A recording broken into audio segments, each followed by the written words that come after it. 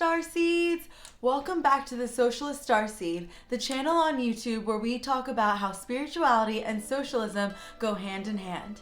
And in today's episode, we're going to be talking about the fundamental spiritual difference between capitalism and socialism. So before we get started, I want to take care of some housekeeping details. In terms of the releases of the video, I know that the first episode was released on a Thursday. This episode, the second one, will be released on Saturday, October 15th at midnight, and I will be switching the day that the episodes are released to every 2 weeks on Saturday at midnight, just to make it easier for myself in terms of coordinating it with my work schedule. So the next episode will be released on October 29th at midnight. Another housekeeping detail, so I will not be using a teleprompter for this episode. I did use one for the first episode for the first half, and I felt like that was useful because I wanted to make sure that I covered all of the major umbrella ideas and intentions behind this channel very clearly and precisely. But I also acknowledge that when I use a teleprompter, although my writing skills are strong, when I read my writing off of a teleprompter in front of the camera, it tends to sound pretty rigid and robotic. So I want to avoid that type of vibe on this channel, especially because we are leaning more towards the more spiritual aspect of socialism and how it relates to ourselves. So I just want this channel to present itself in an organic way that follows the flow of the soul. And with that being said, before I started this video, I took the time to sit down, meditate, set my intentions, and call in our ancestors and spirit guides and the collective consciousness to support me in this process of connecting with the collective that's watching this in a more energetic way. Because I will not be using a teleprompter, I will be using my handy dandy notebook. So I took some notes in it just to help me with guiding kind of the general ideas, because what I talk about on this channel is pretty complex and abstract. So I just want to make sure that I organize my thoughts in a way that is intentional of what the greater message for the episode is meant to be. Because again, there's so much that this channel is going to be diving into, and I want to make sure that each episode is organized in a way that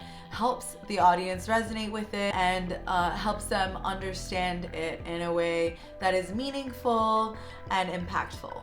Furthermore, with this episode, I do want to make a disclaimer that this will be purely just covering the fundamental spiritual differences between capitalism and socialism. There will be a lot of talking points that we could jump off of in future episodes where we can go more into detail about the facts behind some of the conclusions that I have come to in terms of how I identify capitalism versus how I identify socialism in terms of spiritual understanding. So let's jump into it. Let's just cover the main idea of this episode. So the main idea is that capitalism is limited by ego-based motivations, while socialism seeks to facilitate the evolution of humanity so we can reconnect with the collective soul. So very simply, capitalism is ego-based and socialism is soul-based. So let's dive into what that really means, because I don't want it to come off as ego bad, soul good, because it's much more complex than that. So living in an ego-based reality is actually a naturally occurring phenomenon, but we are meant to evolve from it. So in terms of our lifetimes, we tend to live off of our ego when we are children, and that's because we are still discovering the world around us and how we connect to it. And I'm sure you have heard this a million times, but when before you get into relationships, people always say it's important to love yourself first before you can love others. And that's because on a very basic level, if we cannot love ourselves, then we cannot reciprocate that love to the people around us or or to the other living beings or things around us. So part of our journey within our lifetime is that when we are children, we function off of the ego because we are still understanding what our reality entails.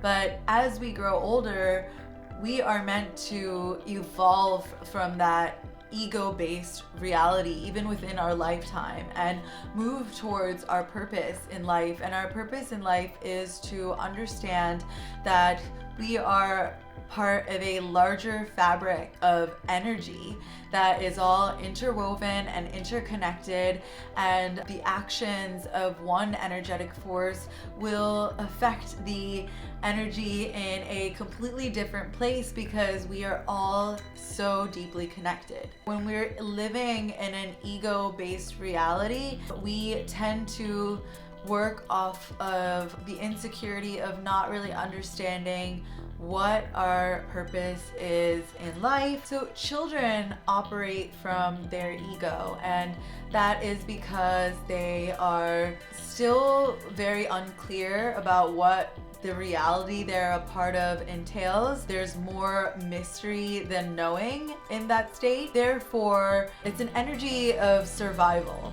and therefore it is based in fear and insecurity. But becoming stuck in the ego state presents as symptoms of narcissism as we get older.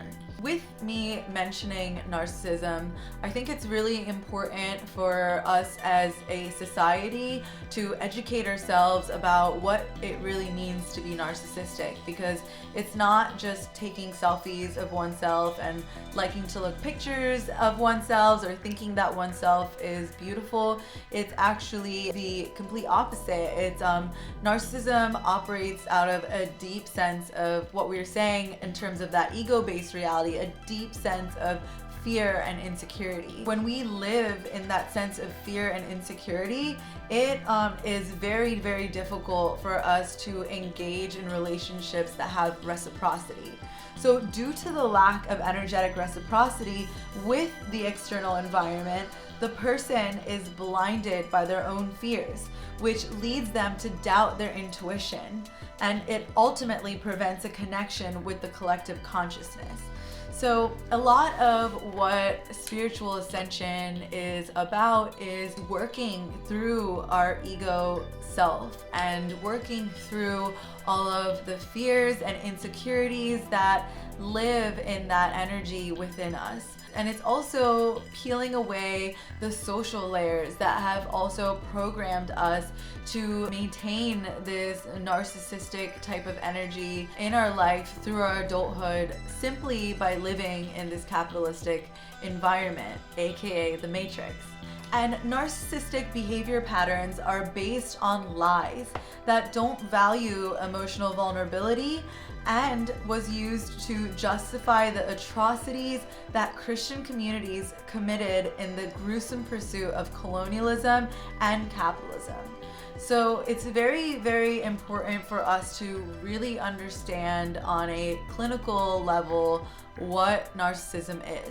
So I highly recommend everyone to check out Dr. Ramani's channel on YouTube. She specifically studies the behavior patterns of narcissism, and she has done a lot of research and has done a lot of one-on-one studies, and she is literally the expert on narcissism. And it was such an important part of my spiritual ascension, and it definitely changed my life for me to understand what narcissism was. Because as an empath, we treat others the way that we want to be treated. So when others hurt us in a way that a narcissist may hurt a person, it is very easy for the empath to fall into a black hole of self-blame and self-doubt, because it is hard for them to wrap their head around why another person may treat them in such a manner, including being gaslit or emotionally abused, being talked down to in a condescending manner. All of those things can be very unnerving for an empath and confusing if they do not understand what narcissism is and its prevalence in today's society, because it's so deeply tied to what capitalism is.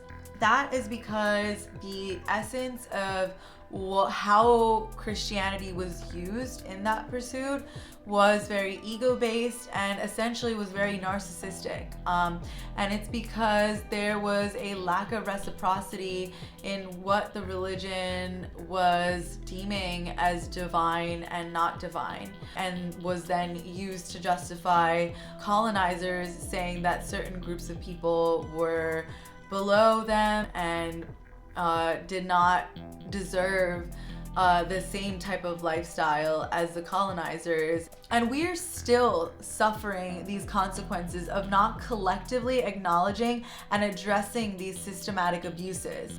And therefore, we're still fighting for basic human rights as our planet burns around us.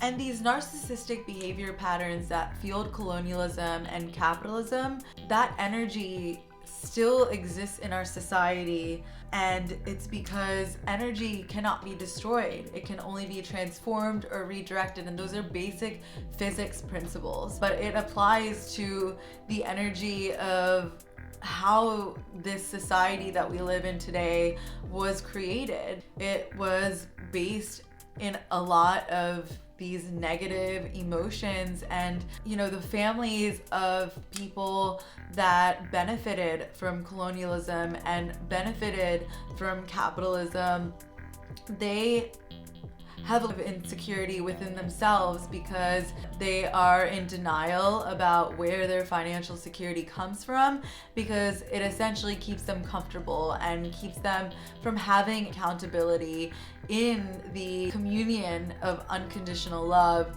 through energetic reciprocity. So more broadly, I think that it's also important to see that monotheistic spirituality also fuels these narcissistic behavior patterns and are also tied to the very ego-based economy that capitalism is. And it's because it's all tied to the patriarchy. And also, on a fundamental level, the idea that creator could be one energy source is misleading, because monotheism, on a very fundamental level, it totally disregards the way that energy works in our universe. There isn't a human being that could have had the means to create this whole universe. And that's because we are all co-creators of the reality that we live in. The spiritual flaw that monotheistic religions are built off of keeps us stuck in this ego-based view of how spirituality works, and it keeps us separate because it's not about how spirituality comes from us getting a higher vantage point and also connecting with the collective consciousness through our relationships that we have with all the living beings in our environment, and ensuring that it is one of a spiritual relationship. And that is how spiritual ascension really happens in our reality. That's what it means to co-create. But this ideology that there was this one human that was able to have the power to create all of life, and let alone it being a man in all these monotheistic religions, which does not make sense to how humans actually function. The creation of human life happens in a uterus, yet under a patriarchal regime, people with uteruses have been historically and still currently oppressed. So it is based in a system of control to control people who have uteruses and to coerce us into this system of capital that is essentially unnatural and unnecessary. And it's because it falsely places men above all other living beings. And that is why we are seeing the immense climate catastrophe right now that we are experiencing, from flooding to fires to the amount of PFAS that is being found in rainwater, preventing us from drinking rainwater, to plastics being found in the fetus. Like, so much pollution towards Mother Nature. And it's because these monotheistic cultures and religions that then use capitalism to create deeper systems of control. They are completely disconnected from the idea that we are all connected to one another, and we all have collective responsibility to take care of one another as living beings, and again, as co-creators of this reality. So these monotheistic religions have honestly caused our demise in a lot of ways, but especially Christianity, because there is a lot more blood on the hands of Christianity as a religion in terms of what happened throughout colonialism and the mass amount of genocides that occurred, wiping out complete populations of people, to the way that indigenous people were treated, to the residential schools that forcefully housed indigenous children, and then they were raped by religious leaders in that space as they were being brainwashed and to be programmed to think in the Christian mindset that is very ego-based and that is very narcissistic as well, because it doesn't believe, at the core, there's no energetic reciprocity in how Christianity as a religion was carried out throughout history. The path that they took was one that was very violent, and there needs to be an acknowledgement of that in order for us to move forward. And the lack of reciprocity and ultimately the disconnection from the collective consciousness is what capitalists try to maintain in order to justify the consumerism that is leading to the destruction of our planet. And earlier I mentioned about PFAS, and so PFAS is a chemical compound that is actually found in Teflon branded materials, whether it's the pan or they have like Teflon raincoats and stuff like that. PFAS is a more dangerous chemical compound, and it being found in the rainwater is very concerning because it correlates with the increase of autism and other brain development issues. And then also I was saying earlier how we are finding microplastics within fetuses, and yet we continue to place the profits that plastic producers make over the effect that plastics have in our environment. And that's because it's further reinforced by being linked to big oil. And we are seeing this struggle of how we have reached a climate crisis, yet big oil companies and politicians that have lobbied with them are unwilling to make the necessary and drastic changes that need to occur in order to protect the sanctity of life on this planet. And furthermore, even, just the way that the US military creates more pollution than 140 countries combined in our world. And that doesn't even mention what NATO is responsible for. And again, the military-industrial complex is what protects capitalism. Because again, capitalism at its very core is unnatural. It's unnatural for us to stay stuck in this ego-based reality. And the only way capitalists can maintain that type of control is through continued violence and destruction. And so that's where the military-industrial complex comes into play, to protect the elite, to protect the people that hold the majority of the world's wealth. And then even furthermore, police officers in our respective countries do the same thing to our own citizens. Because capitalists own most of the world's wealth, they are able to have the power to take over all types of media, whether it's news outlets or Hollywood. For example, when our government needs more public support to increase wartime budgets, they will put funding into Hollywood movies that will coerce the public into being brainwashed that this war that the capitalists want us to engage in is necessary, when in reality, wars have never and will never have any benefit for the working class people. It only benefits the elite, it only benefits the capitalists, and it is destroying the world along with all of the people that die through war.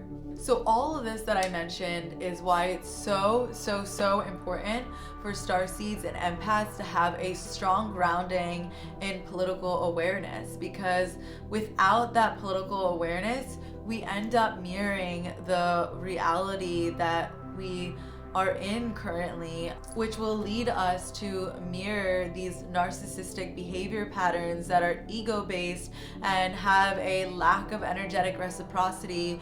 And ultimately, it keeps us from spiritually evolving, and it keeps us from seeing what our true potential is as humans. We have unlimited potential. And when we think about how capitalism has kept the collective consciousness of humans stuck in the root chakra, because we are in this survival mindset, and it's because we are not having our basic needs met, from food and water to shelter to healthcare to education to transportation. Because all of our basic day-to-day needs are not being met, we are not even reaching our sacral chakra powers, which is just purely about like confidence and our sense of self. And therefore we are completely disconnected from what our purpose of being here on earth is. Our purpose is not to work our life away for people who have no relation to us and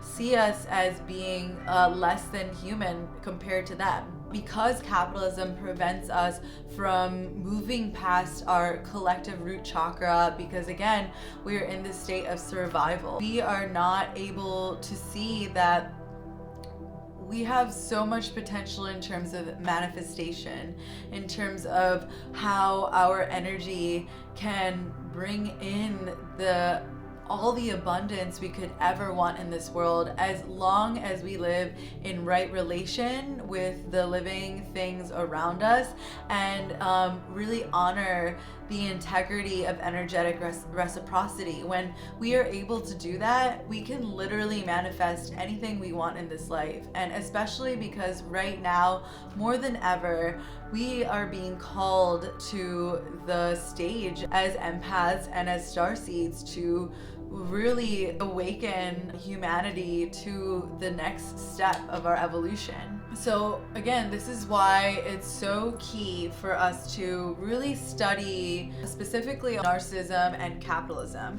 And so let's move on to socialism now. So socialism seeks to view each and every one of us as mirrors to one another. And that's because socialists know that when we hurt others, we are essentially hurting ourselves, because we are all innately interconnected, whether it's in our economy or whether it is spiritually. And that is another thing. When we go through our spiritual ascension journey, it becomes very clear that there is nothing separate between how our economy functions and how our spirituality relates to that. When we have an economy that is based heavily in the ego and based heavily in narcissism, it is very difficult for one to reach their fullest spiritual potential. And furthermore, it just damages the sanctity of life. Socialists believe that it is important that we all have basic human rights. The basic human right of food, water, home, education, healthcare, transportation, for simply being a citizen. And many of you may think, well, where is all that money going to come from? So this is another reason why it's super important for us to gain political awareness, because when we gain political awareness, we can see that there is more than enough resources for us to ensure that every single human being has their basic human needs met. And that's because when we study politics, when we study our economy and follow where the money is going, we can see that there is simply a very large gap in terms of wealth distribution. And that gap is based off of a lack of reciprocity, because at the end of the day, the workers are the people that produce the goods or the services through their labor, and it is because of the workers that the capitalist even makes a profit, even though the capitalist or the elite did not put anywhere near the amount of energy that the workers put in. And so there is an energetic imbalance. There's a lack of energetic reciprocity in that relationship. And when we can understand that relationship better, and when we can understand how that relationship plays a role in every single aspect of our economy under this capitalist regime, that is when we can see that there is more than enough abundance when it comes to wealth.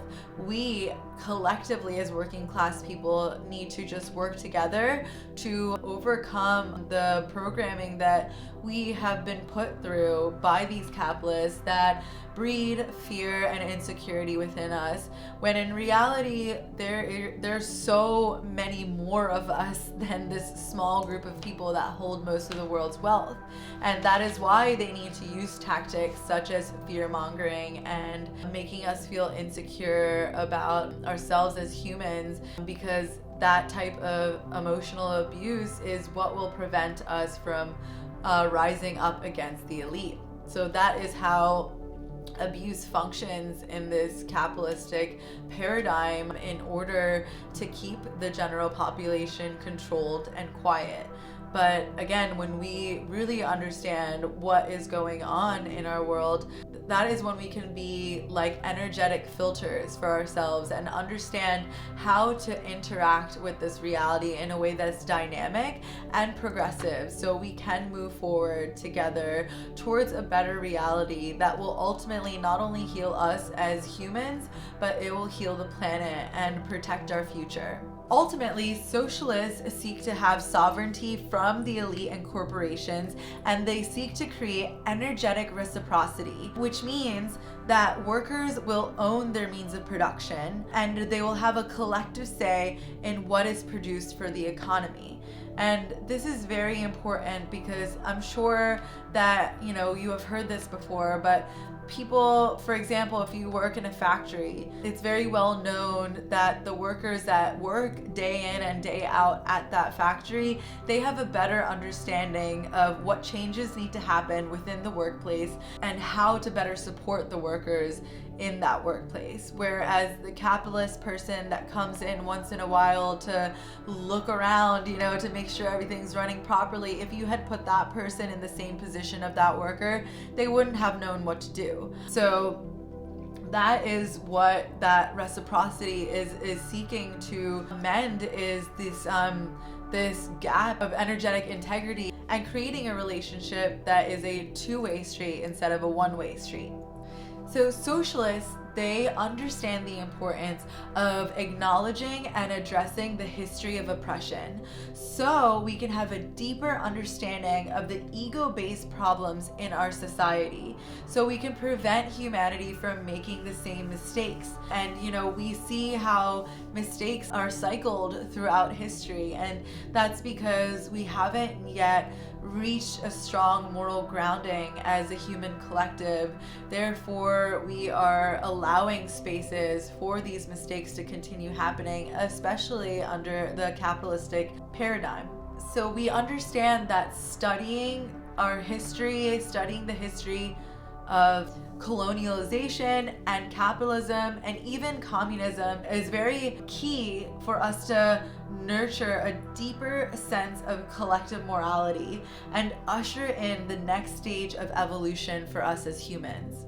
Socialists are also anti-consumerist, and that's because we understand at the core consumerism is unsustainable. Consumerism is very much tied to capitalism because, again, capitalism is all about profit over everything else, and profit can only be made through the purchases that consumers make. Without a rampant consumerism existing in our economy, there is no way for profits to be made side, and that is when we start to see the collapses that happen with late stage capitalism, which then leads capitalists to fall into a fascist regime in order to maintain their control, which is a scary place to go into, which again, another reason why it's important for us to have a strong political grounding of what is happening around us, so we can prevent humanity from having to go through the same cycles that we have already been through before.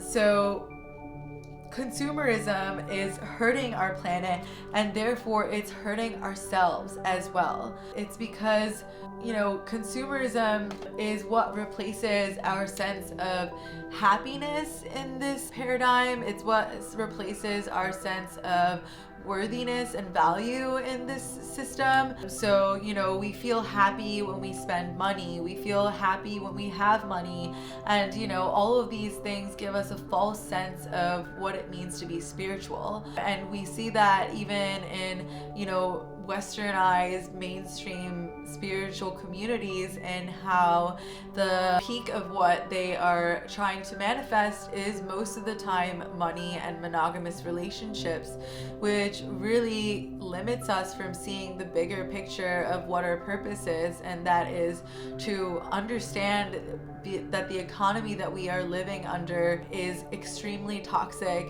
and that we must work together to move past this way of living. So socialists are anti-consumerist because we understand how consumerism has a very abusive relationship with the planet. And moving forward, knowing just the effect that plastics have in our environment, PFAS, just the pollution in general, the climate change, all of these things, we really understand as socialists that we need to critically think about the production cycle within our economy, because we cannot continue to live this lifestyle where we produce, buy, and therefore create waste. And that waste ends up in these landfills that we are not able to keep up with. And things like, for example, like we don't need 26 brands of toothpaste, especially because the toothpaste companies, they market it as if we're giving more choices for our consumers, but in reality, capitalists are always seeking to make a profit, which means that they're always cutting corners to make that profit, which means we aren't even really getting the best selection of toothpaste. So socialists understand that it is more worth our energy to really think collectively of how we can create one or two different types of toothpaste that are sustainably sourced and sustainably created and distributed and have the best ingredients. And that is the path forward for us as humans. We cannot live in this paradigm where we just order, our wish list on Amazon and just expect that, until the day we die, that we are going to continue to live this lifestyle of just being able to buy and whatever we want at a moment's notice and base everything off of materialism, not just for the fact that it creates a false sense of happiness, but that is essentially destroying our planet, and it is then essentially destroying us, because again, we are all mirrors to one another, including every single living being on this planet. Socialism is ultimately what will help humanity graduate from their root chakra and move beyond that and evolve and create deeper and more meaningful relationships with one another, not just as humans, but as all living beings, so we can heal this entire planet, because we really have put it through the ringer in the short-lived existence of capitalism. So socialism is our only path forward in order to heal the planet and ourselves. With that being said, that is basically the gist of a lot of the broader fundamental spiritual differences between capitalism and socialism. I hope that was really helpful in understanding the stark spiritual differences, and like I said earlier in the video, we will be diving into these different subjects in later episodes where I can go into more detail, use facts, and really connect the spiritual lessons in a way that is more detailed. At the end of each of my episodes, as I said in the first episode, I'll be pulling a card from the Sacred Sea Oracle deck. And if you watch my first episode, I talk about how this deck was such a catalyst in my spiritual ascension. So I'm very much energetically connected to these cards. And so I am going to be shuffling through these cards, and as I'm shuffling through, I will tell you my intention. So I am asking our ancestors, the spirit guides that are around us right now, and the collective consciousness to provide the collective that is watching this video insight on how they can better manifest their energy in order to strengthen our understanding that we have gained from watching this episode, and to support us in the collective evolution of humanity. So dearest ancestors, dearest spirit guides, and collective consciousness, the Sacred Sea Oracle, please place on top of the deck, face down, the card that you would like to show to the collective that is watching this video and seeking to gain advice from the collective soul in this moment of time. Okay, I'm gonna shuffle one more time. All right. So, on top of the deck is the Botanical Sea Temple. So that's number 9, and it's all about blooming opportunities. So this is, I'll show you the card again so you can see a little bit of the details. These cards are beautiful, as I mentioned in the last episode. There's so much detail. I love the way that it's painted in a way to give that like iridescent rainbow light color, you know, that really is very trippy. Let's take a look in the book. Okay, so Botanical Sea Temple, blooming opportunities. Affirmation: I am so excited to discover and create new opportunities and synchronistic experiences in my life. I am open to try fresh things and watch them bloom before my eyes. My life is alive with wonder and magic. So the sacred meanings: fresh innovations, new growth, unfamiliar territory, the beauty of participating in the creation of your reality, embracing the unknown possibilities that wait for your celebration. Wow. I like to tell everyone, you know, that there are no coincidences when it comes to the messages that I receive from the collective consciousness.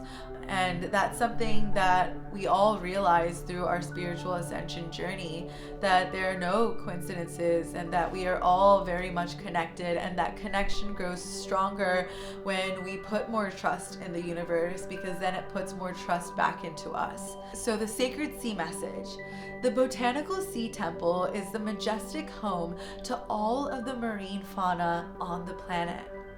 All the seeds from all time are kept safe here.